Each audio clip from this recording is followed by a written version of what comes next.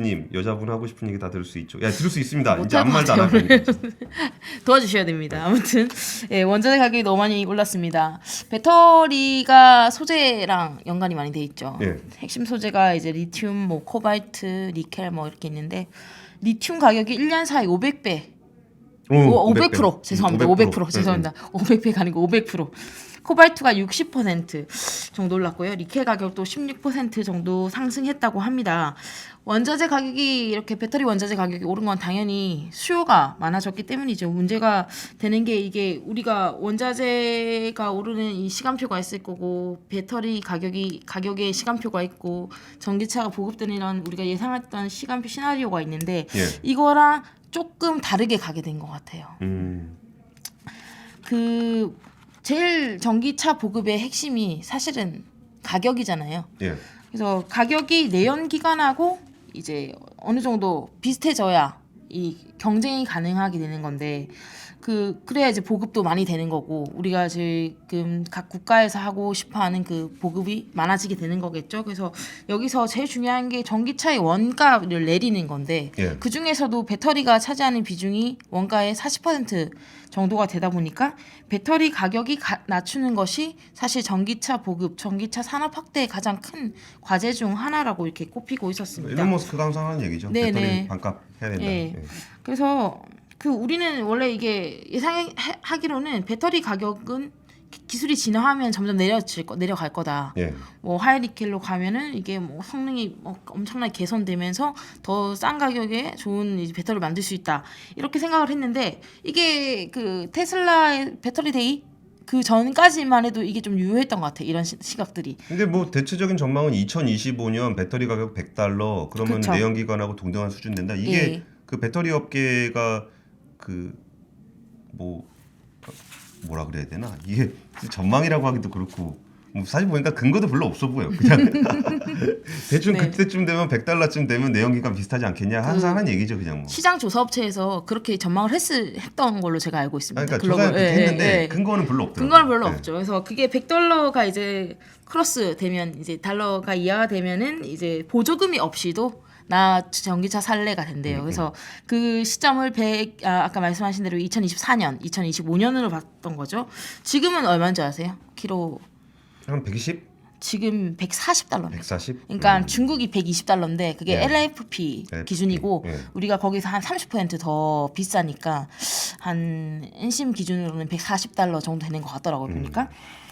그래서 그런 상황이었어요. 그래서 이렇게 그래프가 배터리 가격이 이렇게 쭉쭉 내려가면은 이게 전기차 이렇게 보급될 거다. 이게 이제 전망이었는데 이게 원자재 문제가 불거지니까 이 원자재 가격이 오르면서 배터리 가격까지 같이 오르게 돼버리는 그렇죠. 예. 이런 상황들이 생겼습니다. 그래서 지금 블룸버그 NEF라는 곳이 있는데 여기서 이제 배터리 가격을 매년 이렇게 전망하고 있어요. 근데 여기서 추정을 10년 동안 해왔는데 전망을 10년 만에 최초로 배터리 팩 가격이 오르는 한 해가 될 것이다. 오. 라는 전망을 내놨어요. 야, 그래서- 내려도 시원찮은 판에 올라버리네. 네, 그래서 킬로와트당 이제 평균 가격입니다. $135로 이제 올해보다 2.3% 증가할 것으로 봤다. 그래서 전기차 수요는 그래도 300만 대에서 100만 대 늘어난다. 근데 이게 갈수록 더 심화가 될 가능성이 높다는 겁니다. 그래서 리튬 같은 경우에는 2030년이 되면 아예 수요가 훨씬 더 부족해지는 상황이 되는 거고 그렇기 때문에 이제 배터리 가격을 인상을 하지 않으면 안 되는 상황이 된 거죠. 그 최근에 들리는 얘기들이 원통형 배터리를 한국 업체들이 가격을 올렸다. 뭐 이런 얘기들이 조금씩 나오고 있고. 근데 원래 우리나라 업체들은 이 NCM 그러니까 주요 소재 관련해 가지고는 이 배터리 가격을 연동시켜 왔어요. 예. 그러니까 우리 NCM은 연결돼 있죠. 연결돼 예. 있어요. 근데 옛날 뭐 2014년도인가요? 그게 뭐 코바이트 대란이 일어났나요? 그때 가격이 막 급등하면서 이거 안 된다 이래가지고 원가를 조금 같이 연동시키는 방식으로 그래서 코바이트가 오르면 바로 오르고 이렇게 되는 건데 판매 가격이 오르고 이렇게 되는 건데 그 사실 3대 소재 말고 뭐 전해액도 있을 거고 예. 그거 말고 들어가는 뭐 알루미늄도 있고 뭐 흑연도 있고 많잖아요. 근데 그런 것들은 세세하게 다 연동이 안 돼 있대요 지금. 예. 근데 그런 부분들도 다 같이 원자재가 오르다 보니까 이것도 조금 좀 우리 연동시킵시다 라는 게 이제 배터리 업체들의 입장인 것 같아요. 물론 이거를 전기차 그 생산 업체 OEM에서는 이거 받아들일지 안 받아들일지는 모르는 상태고. 뻔히 올라가는 거 보면 안 올라가고 있을 때 계약을 맺어야지. 네. 이미 다 올라갔는데 그 계약 해달라 그러면 좀 부담스러울 것 같아요. 그렇죠. 그래서 그런 상태고 그 아까 연동되고 있다고 했잖아요. 근데 네. 이것도 배터리를 계약할 때 이게 분기 계약을 할 때도 하는 것도 있고 네. 연간 계약을 하는 것도 있고 이게 건이 좀 달라가지고 회사마다도 다르고 그래서 이걸 딱 이렇게 잘라가지고 할 수가 없대요. 그러니까 당연히 이연되는 시간들이 있겠죠. 뭐 네. 그래서 만약 급등을 해버리면 사실 배터리 업체 입장에서는 이게 부담이 커질 수밖에 없는. 당장 뭐 올랐다고 당장 전화해서 당장 내일부터 비싸게 팔겠다 이렇게는 안 될 테니까 계약가가 있을 테니까 그런 부분들이 좀 있었죠. 근데 이런 것들을 좀 지금 이제부터는 좀 제대로 반영을 해달라 이런 이제 움직임들이 배터리 업계에서 일어나고 있는 것 같아요. 특히 이게 한국에서만의 문제가 아니라 뭐 전 세계적인 문제니까 근데 중국에서도 이런 갈등이 일어나고 있거든요. 최근에 CATL이 주가가 엄청 많이 빠졌다고 하더라고요. 예, 물론 많이 2차 전지 관련주들이 많이 빠지긴 했는데 CATL에 대한 루머들이 엄청 많았어요. 뭐 그거 때문에 법적 대응한다고 말까지 했다던데 CATL이 뭐 어디랑 싸웠니 뭐 이런 뭐 많은 얘기들이 한 6가지 얘기들이 있던데 그 중에서 가장 좀 이슈 중에 하나가 주요 그 납품처였던 샤오펑이라는 회사가 있는데 예. 이 샤오펑이라는 회사가 이 고객 다변화를 추진하고 있다라는 뉴스들이 나오면서입니다. 이 샤오펑이 CATL 고객사 중에 한 2, 3등 정도 하는 것 같더라고요. 여기가 이제 그 큰 회사는 아니고 스타트업 정도, 그러니까 스타트업 버전은 이제 컸겠죠. 네. 근데 뭐 우리가 알고 있는 메이저는 글로벌 메이저는 아니죠. 그 뉴라이저 3인방 중에 하나죠. 네, 리오 네, 샤오펑, 네, 맞아요. 그래서 예, 그런 회사인데 사실 이런 회사들이 리오토. 예. 가격을 감내하기가 더 힘드니까 이런 이제 가격 올린다 이런 움직임이 나오면 더 이제 좀 우리가 그런 고객 다변화 하겠습니다 이런 하는 거죠. 그래서 이것 때문에 주가가 좀 많이 빠졌다는 이 소문들이 있더라고요. 그래서 샤오펑은 원래 CATL을 단일 배터리 납품처로 두고 있었습니다. 그러니까 그 배터리 공급사로 처로 두고 있었는데 2021년 초까지는 그렇게 있다가 작년 중반에 저기 SK온한테 물량을 조금 줬었고요.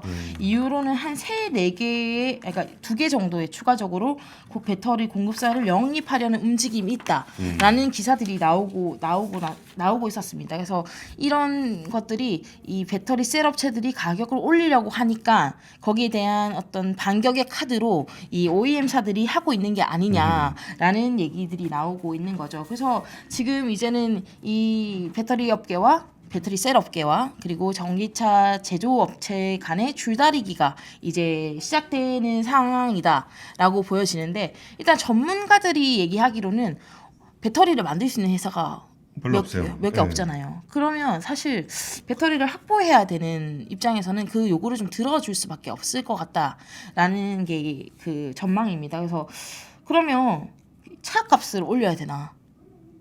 차값 그쵸. 올라갈 거라고 보세요? GM은 4분기에 엄청 많이 올렸어요. 네. 그러니까 가격 제일 못 올리는 건 오히려 현대차는 가격 잘 못 올려요. 이게 연식 변경할 때, 그러니까 그 차 값을 올리는 게 아니고 네. 연식 변경할 때 올려요. 그러니까 새 차 만들 때 올리지 기존에 있는 거로 올리지는 잘 못해요. 근데 확실히 미국 애들은 화끈하더라고. 20%씩 올려요. 아 그래요? 4천만 원에 20%면 그죠? 얼마야? 428이면 800만 원이에요. 테슬라도 엄청 올렸다면서요? 테슬라도 엄청 네. 올렸어. 그래서 이 차값이 그래서 올라갈 것이냐? 차값도 당연히 올라갈 거라고 보이는데 여기서 또 문제가 되는 게 이제 보고조금 문제가 좀 걸리잖아요. 그렇죠. 그래서 차값을 있는 그대로 막 다 올릴 수는 없다는 거예요. 그래서 이거를 이제 조금 좀 감내하는 척하면서 소비자한테 전가시키지 않고 차값을 유지할 수 있는 방법이 뭐라고 생각하세요? 그런 게 있어요? 그럼 옵션을 빼는 옵션 빼는 거. 네, 옵션을 빼서 차를 최대한 싸게 음. 만들어 놓고 그 다음에 옵션 이제 장사한다고요? 예, 그 다음에 보조금을 이제 받는 이런 식의 이런 걸 하더라고요. 그래서 올해부터 보조금 기준이 바뀌어가지고 뭐 5,500만 원 이하만 100% 나온다고 하던데 보셨어요? 예. 그래가지고 뭐 그것 때문에 뭐 또 이슈가 좀 됐던 게 그 기아의 EV6인가? 예. 그게 뭐 원래는 5,500이 넘는데 인증 사양별로 이렇게 따지면 그게 5,400인가 뭐 그래가지고 알고 보니까 옵션을 다 빼서 걔를 옵션을 다 넣어야 되는 거. 그래서 그걸 다 때려 넣으면 뭐 차값이 8천 막 6, 7천, 9천 이렇게 올라가는데 그 차도 이렇게 받을 수 있게 이렇게 한다는 거지. 어떻게 하라고? 이렇게 하라고? 코카인 이렇게 하라고? 낭만 말피디님이 이거 해주셔가지고 뭘 하라는데 갑자기요? 코카인 댄스. 아 이거 슈퍼챗 받으면은 저거 해야 된다면서. 아, 네네. 아, 하니까 싫어하시네. 아 예. 갈 길을 잃고 있네요. 아, 예. 다시 갈게 가시죠. EV6가 아, 옵션 네. 장사를 하더라. 아, 네. 그래가지고 그래서 차 값은 이 배터리 가격을 다 흡수하지 못하지 않겠나. 뭐 올리는데도 한계가 있으니까 말씀하신 대로 뭐 외국계 같은 경우는 뭐 10% 20% 팍팍 올린다고 해도 원자재가 그렇게 올라가는데 결국에는 배터리 가격이 올라가면 그것도 같이 쭉 올릴 수는 없을 거고 그 보조금이나 이런 문제들이 있기 때문에 옵션을 좀 뺀다던가 이런 식으로 차 가격을 좀 유지하면서 소비자한테 티가 나지 않는 방법에 전가를 시키는 요새 저거 해요. 이런. 아, 딴 게 아니라 차량용 반도체가 지금 많이 부족해서 옵션을 네. 좀 빼겠습니다. 실제로. 실제로 네. 진짜요? 그런 식으로 실제로 차량용 반도체도 없고요. 없고 네. 그럼 그렇게 판다고요? 저 이해를 못했어요. 또 아니 그러니까 옵션을 빼놓고서 가격은 내두는 거지. 내두는 거 그러니까 그걸 똑같이 배터리에서도 일어날 수 있는 현상이다 이렇게 전망이 되고요. 그래서 아마 이 전기차가 어쩌면은 우리가 생각했던 것보다 보급 속도가 이 원자재 좀 낮아질 수도 있다 이런 얘기들도 나오고 있더라고요. 그래서 이 원자재 가격의 흐름에 따라서 이 전기차 시장의 어떤 전망도 조금 더 달라지지 않을까. 아까 처음에 그 시장 뭐 전망치도 별로 이렇게 근거가 없는 것 같은데 이런 말씀하셨는데 아마 올해부터는 그 전망치를 할 때 그런 원자재나 이런 수급들도 좀 보면서 전망치가 좀 수정되고 하지 않을까 이런 생각을 좀 해봤습니다. 그러니까 제가 자동차 회사 예전에 한번 얘기했었는데 사람들이 자동차 회사의 경쟁력이 뭐라고 생각하냐 그러면 지금 뭐 자율주행이나 뭐 전기차 뭐 이런 얘기 막 해요. 네네. 근데 제가 요새 취재하면서 느꼈던 자동차 회사의 지금 최대 화두가 뭐냐면 네네. 원가 절감입니다. 아.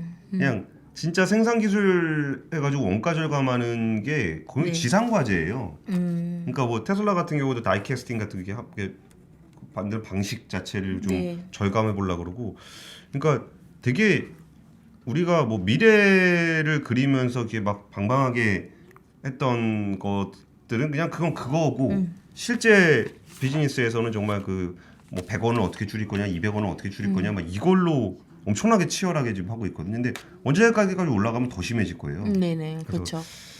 그런 부분들이 좀 전기차가 그래서 오늘 제일 싸다. 전기차는 오늘 제일 싸지 않을까. 아, 그래서 그 어디다 주문하면 되는 거죠? 전기차 오늘 아니 얼마 정도면은 작년에 차 사셨잖아요. 전기차 아니시죠? 저는 재작년에 샀는데 네. 내연기관 샀어요. 내연기관 샀어요. 근데 참 근데 보조금도 이게 좀 국가마다 좀 다르고 해서 그런 문제들을 또 꼼꼼히 좀 봐야 된다고 하더라고요. 그래서 그런 생각을 했고 저 전기차는 오늘이 제일 싸지 않을까. 서울 아파트처럼. 갑자기 마음 무겁게. 마음 무거워지네요. 아무튼 알겠습니다. 오늘 뭐 여러 가지 얘기 좀 해봤네요. 그 정말 요즘에는 그 뭐 대선과 코로나 그 되게 중요한 이슈인 것 같아요. 이게 사실 주식시장은 영 재미가 없잖아요. 재미가 없죠. 그래서 하지만 모든 주식이 떨어져도 우리 발치기 여러분들의 주식만 살아있길 기원하며 오늘 준비한 얘기는 여기까지입니다. 지금까지 발치강주였습니다. 감사합니다.